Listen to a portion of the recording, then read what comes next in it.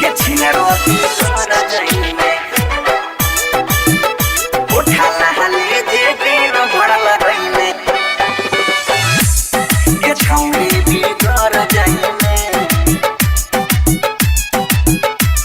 के छौरी बिगर जाई में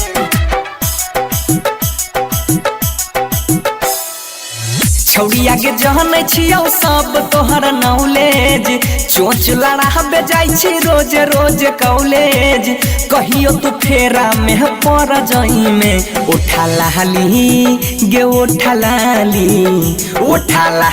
जे दिन भरला गई में गे छिनरो बिगर जाई में उठा लाली जे दिन भरला गई में गे छौड़ी बिगर जाई में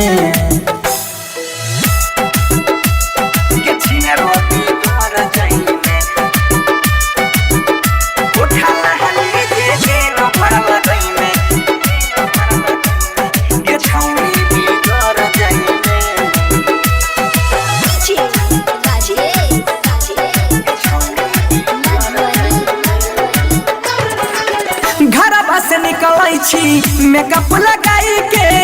बोल न के गो के रखने छी पटाई के घरवा से निकलै छी मेकअप लगाई के बोल न के गो के रखने छी पटाई के 16 बरिस में जब लाग जाई तो धाका जाम हो जाई तो तोर जवानिया के चाहका नीबुआ के रस जेना गरा जाई में उठा लाली हे गे छौरी उठा लाली जे दिन भरला गई में गे छिनरो बिगर जाई में उठा लाली जे दिन भरला गई में गे छौरी बिगर जाई में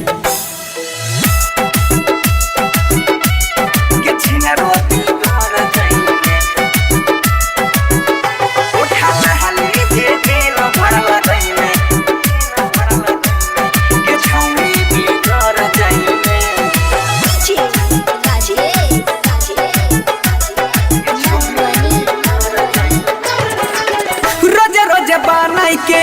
नया डिजाइन छोड़बा के घूमे घूमे मारे छही लाइन रोज रोज बनाई के नया डिजाइन छोड़बा के घूमे घूमे मारे छही लाइन एको दिन ससुरा में बास नहीं होइता बनसी के जब बात पता लाग जाइता फेर लवट के तू घर जाई में उठा लाली गे उठा लाली जे दिन भरला गई में गे छिनरो बिगर जाई में उठा लाली जे दिन भरला गई में गे छौड़ी बिगर जाई में शांति रिकॉर्डिंग स्टूडियो राजा जनमानसी।